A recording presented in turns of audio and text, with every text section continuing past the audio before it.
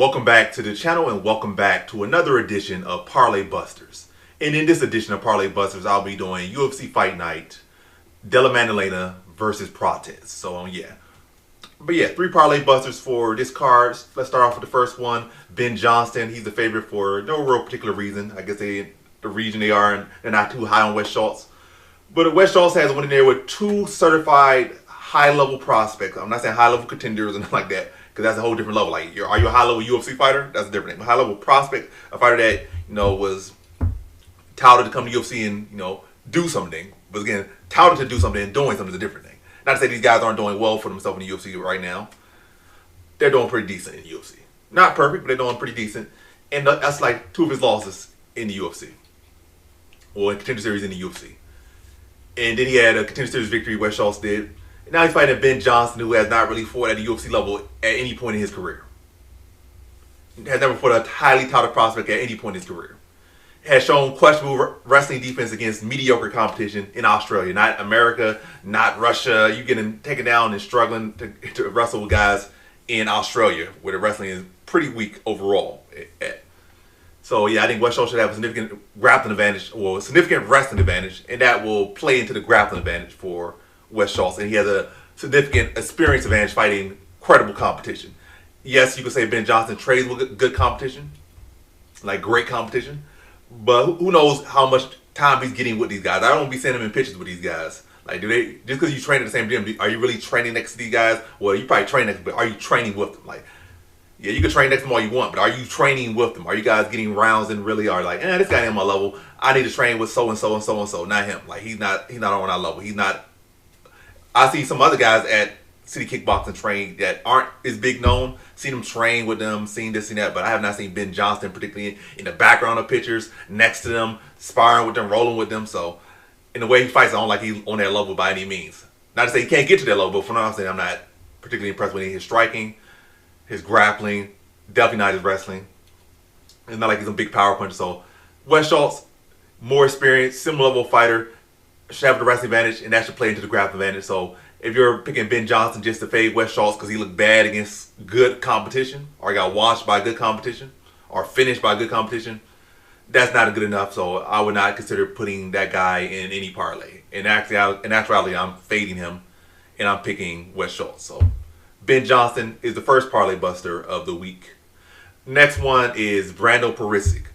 Why he's the favorite of Shamil Gazib, I have no idea. I guess it's, again, a guy losing to good. It's the same thing as with West Schultz or with Ben Johnston. It's the same in that matchup. You got a fighter who has been fighting at a higher level and been fighting credible competition. Yes, they have taken some losses to credible competition. Keyword credible competition. They have fought credible competition to even have the chance to lose to credible competition. Perisic has fought 2 guys that are winless inside the UFC. One guy that was 0-0, now is 0-1. And I think another guy was like 0-1 or 0-2, now 0-2 or 0-3. So guys that are winless in the UFC, now he's jumping up to fight in Shamil Gazib, who was at one point touted to be one of the promising new contenders in heavyweight. And he still could be a promising new heavyweight contender, or not new, but promising. He already been around for years, but he could still be a factor in the heavyweight division. Like, just because he took a couple losses, a lot of heavyweights took a couple losses, and they turned their career around. Volkov took some losses in the UFC, took some losses outside the UFC. But again, to credible competition, you keep working, you keep building, you get better, and next maybe you're a consistent top 5 guy, maybe you fight for a title, maybe you win a title. But he hasn't taken any, I would say, career-ending losses, is all I'm saying. He's been stopped twice, but I wouldn't say anything that's career-ending from him. So I still think he's good enough, and I just feel like Perisic has not really fought anyone to really rate anything he does so well. I think Gazib should be the better grappler, should be the stronger fighter, should be the better striker, and I think he should be opposed well on Perisic and beat him. So if you're thinking about putting Perisic in a parlay because, Shamil Gazib did this, but what did Perisic do? He has some momentum, but against where? Where's the momentum being built off? Beating cab drivers? Like, that's not a great indicator of, anything relevant to build confidence off to put that guy in a parlay or even bet him money line. If anything, if he's fighting anybody decent, it should be dog or pass. If he's fighting anybody decent, whether they're on a winning streak or a losing streak, it should be, and he's the favorite, it should be dog or pass with him. Until he let's say if he wins this fight, then again the narrative changes. But as far as coming into this fight, I don't see why he's the favorite. It's not enough on the table to say, oh, this guy should be the favorite. It's just not enough there.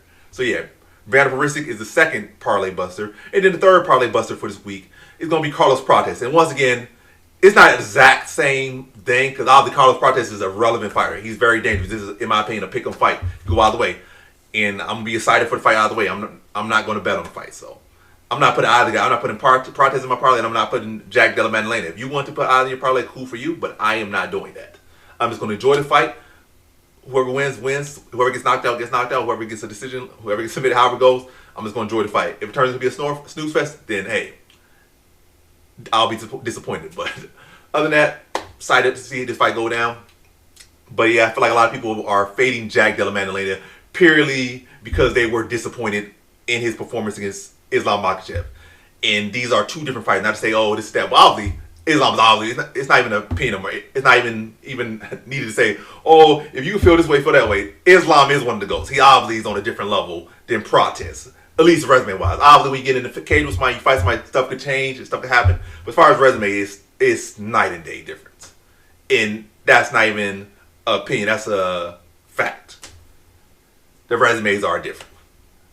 Are on a different level. So, yeah, losing to Islam Makhachev has no indicator here, and also they're completely different fighters. Islam Makhachev is a full-rounded fighter, a high-level grappler. Prates has really no grappling threat at this level, and just looking to strike. So it's like different fighters. Definitely gonna take a lot more damage. It could potentially take a lot more damage fighting Prates, and you get hurt a lot worse fighting Prates than fighting Makhachev. But as far as Bane is much of a puzzle and much a high-level chess player and stuff like that, and skills. Again, night and day. Resume, night and day. Skills, overall MMA skills, night and day. And yeah, so I just feel like people are fading Maddalena purely because of that performance, which is not an indicator. Like, you know, people kind of downplaying Cyril Gane and losing to John Jones. That's John Jones. Feel how you feel. You just started watching MMA in 2024, and you think John Jones ain't this and John Jones ain't that. John Jones is the GOAT. Hate all you want to hate. Try to downplay his career. He's the GOAT. You know, and you can totally see how Cyril Gane was toying with Aspinall. There are levels to this game. Yeah, Islam's one of the best. John Jones one of the best. GSP, Anderson Silva, Mighty Mouse. Those people are on different levels. So, yeah. But this one, pick 'em fight. I'm not gonna say like again. I picked Jack Della Maddalena, but I'm not really gonna be saying, oh, Jack Della Maddalena gonna for sure win. He's an average high lock. I ain't doing that with this one. This is a pick 'em. I feel a clear, good pick 'em here. But I feel like if you're feeling overconfident and you're putting like this in your lock parlay, either guy, but particularly in this video, Prates, because you were angry or disappointed so much by Jack Della Maddalena's last performance against Makhachev, that's not a good mindset to go in picking or betting, especially not throwing locks and a bunch of money on it, just like you're fading him. No. Hey, you can put a parlay as you want, but I do feel like there's a good, it's already 50-50 at best, in my opinion. Then put it down in a parlay, nah. And the value on it's not even great either. The value for the underdog is not particularly great, and the value for the favorite is not particularly great. Especially for a 50-50 fight. But, yeah. And on top of that, let's say some more things. Jack Della Maddalena does have the higher output. He is the more well-rounded fighter. And I think this is a fight that he can show those the grappling wrinkles and the skill set more. Not to say he can go out there and turn to GSP, prime GSP or nothing, turn to Khabib or nothing, but I think he can mix up. I think he's a more well-rounded fighter. He's fighting his home turf. If this fight does go to a close decision, you got to factor that. Again, it's already a 50-50 fight. It goes to a close fight. Jack Della Maddalena probably be drawing more. He's probably going to be landing more. He's probably going to get off to an earlier start. The fight extends to the full 5 rounds, 25 minutes. It's close. They're in Jack Della Maddalena's country. They're in his backyard. That's another factor you got to consider. And then close fight, they probably lean him. But hey, you know, Lerone Murphy got cheated. Well, he didn't get cheated, but it should have been it should have been a draw, in my opinion. But they had the UFC had to move on, so they just picked Evloev. Should have been a draw. Well, I'm not getting into that. And then we had Jamie Lynn Horf robbed in her own country too. So I guess they're trying to do something different this year, or maybe it's Kalshi or Poly Market playing some games here. But typically, how it has been for most years. Close fight in someone's backyard, main event, especially a star fighter, they lean their star fighter in closer cities. That's typically how it has been in the past. But again, we don't know what this year's going on with all these different betting sites having their hands on the lines and the judges and the politics of things. But yeah, you got to consider that. So 50-50 fight. Jack Della Maddalena has a higher output. He's the more runner guy there in his backyard. If it does go to distance, it is not finished. I think all things you got to factor into possibilities of Prates crashing your parlay. But Jack crashing your parlay by beating Prates, by the way. So the parlay busters for this week, once again, are Ben Johnston. I'm seeing him losing. Brando Perisic, seeing him losing. And if you got him in your parlay, you see your parlay losing. And Carlos Prates, 50-50. I see him losing, but again, I'm not as clear on him losing. I'm picking Jack Della Maddalena, but again, 50-50 fight in the backyard of Jack Della Maddalena.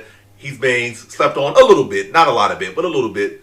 And the narrative that's really causing people to sleep on, not even a good narrative or not even a great narrative. So, yeah, those three are the parlay busters for the week. So once again, Ben Johnston to lose, Brando Perisic, and Carlos Prates. And those are the parlay busters for UFC Fight Night, Della Maddalena versus Prates.